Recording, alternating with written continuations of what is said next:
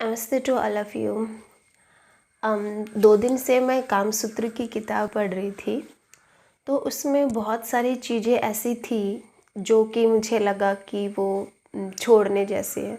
सच बताऊं तो व्यक्तिगत रूप से मुझे केवल उसमें 10% ही ऐसा लगा जो हम सीख सकते हैं, बाकी 90% चीज़ें ऐसी थी जो कि जिनमें सुधार करने की ज़रूरत है। क्योंकि जैसे हमारे जो बाप दादा हैं, तो हम उनके कपड़े नहीं पहनते ना, हम ये बोलते हैं कि ये पुराने हैं, या वो हमारे शरीर में फिट तक नहीं बैठते। तो जब कपड़ों तक की बात पर वहाँ पर हम अपने जो हमारे निजी होते हैं, हम खुद के सिलवाते हैं, खुद के पहनते हैं, तो जो विचारधारा है जो कि जिस पर पूरा जीवन टिका है, तो उसको हम कैसे उधार ले सकते हैं। जीवन हमारा है तो इसमें विचार भी हमारे खुद के ही होंगे। हम दूसरों के विचारों से या उधार से अपना जीवन नहीं चला सकते। तो कुछ एक बातें हैं जो मैं शेयर करना चाहूँगी। सबसे पहली बात, मुझे बहुत गंदा लगा जब मैंने पढ़ा कि वात्स्यायन जी कहते हैं कि जो स्त्री है उसको चरम सुख नहीं मिलता, उसको चरम सुख का अनुभव नहीं होता। उसकी जो योनि है उसमें कीड़े होते हैं, उसमें खुजली होती है, इसलिए वो किसी पुरुष के लिंग की कामना करती है। तो आज का जो एक नॉर्मल पढ़ा लिखा युवक है तो वो भी इस बात को समझ सकता है कि ये कितना गलत है, क्योंकि हमारी साइंस में कहीं पर भी ऐसा वर्णन नहीं लिखा औरत के शरीर के बारे में, फीमेल बॉडी के बारे में। तो जो कीड़ों वाली बात है, तो मुझे एक मतलब फ़नी सा माइंड में थॉट आया और लगा कि जो कीड़े हैं वो ना तो स्त्री की योनि में है, ना ही पुरुष के लिंग में है।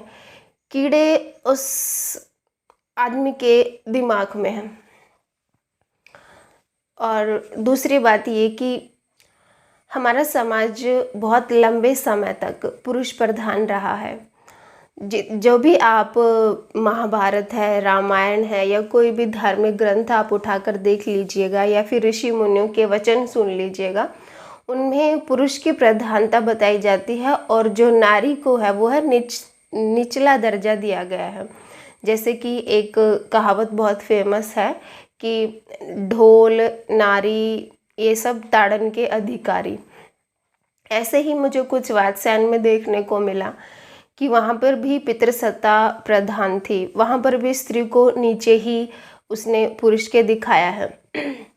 और एक और बात उसमें मुझे बहुत गलत लगी, वो ये थी कि जो वैश्या की बच्ची होती है, मतलब लड़की होती है, या फिर विधवा की लड़की होती है, या फिर हमारे जो घर में नौकर हैं उनकी बच्चियां होती हैं, तो उन सबको पुरुष को वैश्या ही समझना चाहिए, उन बच्चियों को भी, और उनके साथ जब वो चाहे संभोग कर सकते हैं और उन्हें वैश्या के दर्जे में ही रखना चाहिए। तो इस सोच को आज बदलने की ज़रूरत है। हमें अपना कामसूत्र या और भी जो धार्मिक ग्रंथ है वो खुद गढ़ने पड़ेंगे आज, अगर हमें, क्योंकि मनुष्य की चेतना का विस्तार दिन पे दिन बढ़ता ही जाता है। परिवर्तन ही संसार का नियम है। तो जो पहले के ऋषि मुनियों की ऐसी सोच रही होगी वो उस टाइम के लिए ठीक था, क्योंकि उतना ही उनका जो चेतना का स्तर था वो उतना ही था। लेकिन अगर आज के मनुष्य को अपने ग्रंथ गढ़ने पड़े तो उसको पुराने नहीं पढ़ने हैं, उसको अपने ही नए बनाने पड़ेंगे।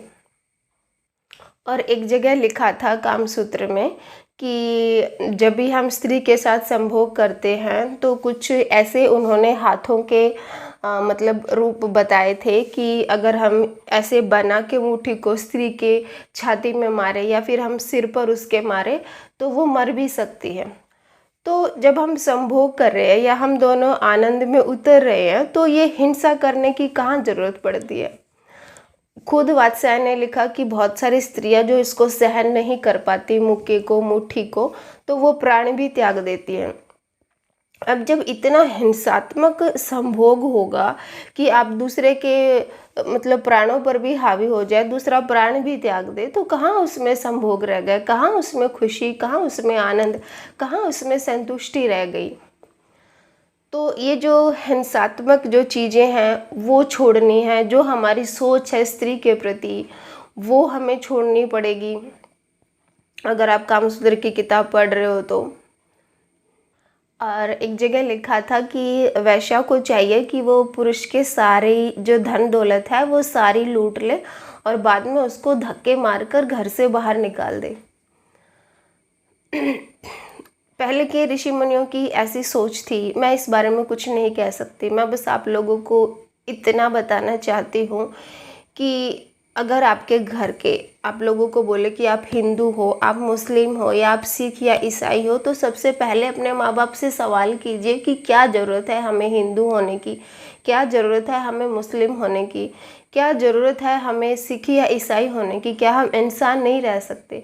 क्योंकि प्रकृति में कहीं पर भी किसी भी चीज़ का कोई नाम तक भी नहीं है, धर्म तो बहुत दूर की बात है। पशु हैं, पक्षी हैं, पेड़ पौधे हैं, सारा यूनिवर्स है, सारा ग्रह है, उनमें कहाँ किसके नाम है? भले हमने रख दिए हों अपनी सुविधा के लिए, लेकिन अस्तित्व ने तो किसी के नाम नहीं रखे। तो जब सारी प्रकृति, सारा यूनिवर्स, इतना बड़ा ब्रह्मांड बिना नाम के, बिना धर्म के जी सकता है, तो हम क्यों नहीं जी सकते? हम क्यों, हमारे जो किताबें हैं, हमारे जो धार्मिक ग्रंथ हैं, उनको हम सारा जीवन सर पे ढोकर चलते हैं? और अगर हम हिंदू हैं तो फिर हम मुस्लिम से नफ़रत करेंगे, अगर हम मुस्लिम हैं तो हम सिख या ईसाई से नफ़रत करेंगे।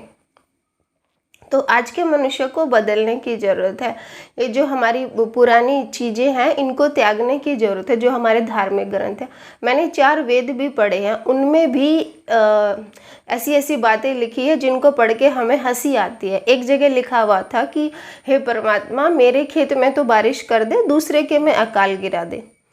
तो एक जो धार्मिक व्यक्ति है, जो एक प्रेमी व्यक्ति है, वो ऐसे कहेगा क्या कि मेरे घर में बारिश कर दे, दूसरे के में अकाल गिरा दे? एक धार्मिक व्यक्ति तो यही सोचेगा ना कि मेरा भी भला हो, दूसरे का भी भला हो। तो जो हम गीता को लेकर या फिर ग्रंथों को लेकर लड़ाई करते हैं, गधे की तरह सारा जीवन इनको सर पर ढोकर चलते हैं, तो एक बार आप उनको पढ़ लीजिएगा अच्छे से, तब आपको पता चलेगा कि वो अनुसरण करने लायक नहीं है। आज जो हम कट्टर हुए बैठे हैं, जो हिंदू कट्टरवाद है, मुस्लिम कट्टरवाद है, जो भी कौम कट्टरवादी है, और जो बिना पढ़े हमारे धर्म ग्रंथों को, उनको सारा जीवन दूसरों को दुश्मन बनाती रहती है, तो वो भावना, जो कट्टरवादिता की भावना है ना, जो एक, तो वो ख़त्म हो जाएगी। तो अगर आपको अपने ऊपर गर्व है, घमंड है कि मैं हिंदू हूँ या मैं मुस्लिम हूँ या मैं कोई भी धर्म का हूँ, तो एक बार अपने आप ग्रंथ पढ़ लीजिए, उसके बाद आपका ये भ्रम टूट जाएगा और आप एक साधारण से, नॉर्मल से व्यक्ति होकर जिए, और वही हम सबके लिए अच्छा होगा। हमारा केवल एक ही धर्म होना चाहिए, प्रेम का। हम सब खुद को प्रेमी कह सकते हैं, खुद को दोस्त कह सकते हैं, और इसी से हमारा जीवन स्मूथली चलेगा, ना कि हिंदू मुस्लिम या कुछ और होने से। यहाँ तक कि जब 2 व्यक्ति प्रेम में होते हैं तो उनकी आइडेंटिटी भी मिट जाती है कि वो पुरुष है या वो स्त्री हैं। तो नाम और बाकी की जो माँ बाप ने या हमारे पूर्वजों ने हमें दिया है, वो सब तो ख़त्म हो ही जाता है। जीवन का जो अल्टीमेट गोल है वो है शून्यता, वो है अहंकार का विसर्जन। और जो भी हमारे धर्म ग्रंथ है या हमारा नाम है या हम खुद भी कोई जॉब जैसे करते हैं, तो वो केवल हमारे अहंकार को भरते हैं। और जिस व्यक्ति में अहंकार होगा वो दूसरों से प्रेम नहीं कर सकता, वो दूसरों से दोस्ती नहीं कर सकता, क्योंकि बीच में एक दीवार खड़ी रहेगी हमेशा, और वो दीवार 2 व्यक्तियों को मिलने ही नहीं देगी।